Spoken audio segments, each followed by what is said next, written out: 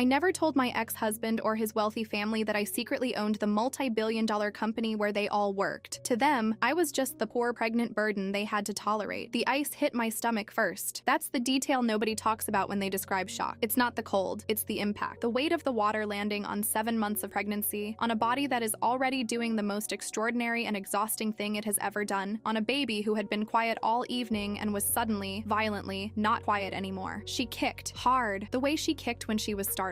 My daughter had never felt ice water before. She felt it that night because Diane Calloway had planned it. I could see the planning in her smile before she even picked up the bucket. That specific, satisfied smile of someone who has rehearsed a moment and is watching it arrive on schedule. The bucket was in the corner of the dining room. It had been there all evening. I had noticed it and not understood what it was for, which tells you something about the limits of preparation when you're dealing with someone who operates below the floor of what you've imagined people will actually do. The shock was so complete I couldn't breathe. The room went silent. Then Diane laughed. Oops. She tilted her head. The word was so light, so finished. At least you finally got a shower, sweetheart. Brendan laughed. Jessica, the woman in the red designer dress sitting next to my ex-husband at his mother's dinner table, 6 months after our separation while I was carrying his child, covered her mouth. Her shoulders shook. I sat there, soaking, freezing. My dress, the only dress I owned that still fit my body, a navy wrap that I had bought specifically for these dinners because I was still trying, 7 months in, to try, was plastered to my stomach. Water ran down my face, down my neck, down the specific, particular curve of the body that was growing a person inside it. Everyone waited for me to cry. I reached into my bag. My hand was completely steady. I want you to understand that. Not because I had prepared for this exact moment, but because I had been preparing for 3 years for the version of this moment that was always coming. And my hands knew what to do even when the rest of me was still processing the cold. I pulled out my phone, opened a specific application, not a text chain, not an email, a direct protocol line I had built with my head of operations 18 months ago for situations requiring immediate, simultaneous action across multiple channels. I typed 4 words: initiate protocol 7, now. I set the phone face down on the table. I folded my hands. Diane was still talking. Something about towels, something about being dramatic. The words reached me from a distance, like sound through water. I waited. My name is Mia Hargrove Calloway, though in approximately 14 business days, it would revert to simply Mia Hargrove, which was the name on the founding documents of Sterling Meridian Group, and the name I'd been using professionally since before Brendan Calloway and I ever met. I am 36 years old. I have a degree in economics from the University of Chicago, and a background in private equity that I began building at 22, when I took a position as the youngest analyst at a mid-sized investment firm in Chicago, and discovered within approximately 3 months that I was considerably better at this than most of the people around me were comfortable acknowledging. I founded Sterling Meridian Group at 27, a holding company, the kind of structure that owns things without advertising the fact of its ownership, which was, from the beginning, a deliberate architectural choice. Sterling Meridian held positions in 7 companies across 3 sectors. The largest of those positions, and the one most relevant to this story, was a majority stake in Calloway Integrated Partners, the firm that Brendan's family had built, that his mother Diane had worked in for 11 years, that his sister worked in, that Jessica worked in, that 3 other people at that dinner table drew their salaries from. I had acquired the majority position 4 years ago in a restructuring that Brendan's father had desperately needed, and that I had quietly engineered through 2 intermediary firms because the Calloway family had been hemorrhaging capital for 2 years, and their pride had prevented them from acknowledging the severity of it publicly, and I had seen the structure clearly and moved on it before anyone else understood what was available. The Calloway family did not know I was the majority owner. Brendan did not know. This is the part that requires honest accounting, because I've had a lot of time to sit with it, and I don't want to present it as more deliberate than it was. When Brendan and I met, at a conference 3 years before the bucket, on an evening when I was attending as a private individual and not in any official capacity, I was not concealing Sterling Meridian. I was simply, in the way I had always operated, keeping my professional and personal lives in separate compartments. I didn't lead with the company. I never had. My experience, going back to my 20s, was that wealth announced early in a relationship changes its gravitational field in ways that are difficult to correct later. We dated for 8 months before I told him what I did. He was surprised. He was, in the way I interpreted it then, impressed. He said the right things. He asked good questions. He was charming about it in the way he was charming about everything, and I chose to interpret the charm as depth. I should tell you that I was already, by then, the majority owner of his family's company. I should also tell you that I told myself this was a detail I could introduce gradually, carefully, when the relationship had the structural integrity to hold it. I was wrong about that. What I didn't account for was that Brendan's relationship to his family's company was not primarily professional. It was identity. The Calloway name on that building was, for him and for Diane, a thing that preceded and superseded every other fact. When I married into the Calloway family, I was marrying into a story about themselves that left very little room for the possibility that the thing they thought they'd built was, in any structural sense, held up by someone outside the family. Telling him would have required dismantling something he was built around. So I did didn't. I carried it into the marriage. I carried it through the years of Sunday dinners and snide comments and Diane's particular talent for making me feel like a guest who had overstayed. I carried it through the separation, through the pregnancy, through every dinner where I was seated at the far end of the table, close enough to ignore, far enough to humiliate. I was patient. I was very patient. And then there was the bucket. I need to tell you about the dinners before I tell you about the end, because the end requires the context of years to mean what it means. Diane Calloway threw dinner parties the way some people fight, with precision, with preparation, with a clear objective that everyone could feel but nobody named out loud. Crystal glasses that probably cost more than my first car. Catered food presented as home cooking, which fooled nobody but maintained the performance. A guest list assembled for maximum audience effect. And me. I was at every dinner for 3 years because I was Brendan's wife, and then for 6 months after the separation, because I was 7 months pregnant with his child, and family dinners were in the co-parenting agreement we hadn't yet finalized. And I had made a choice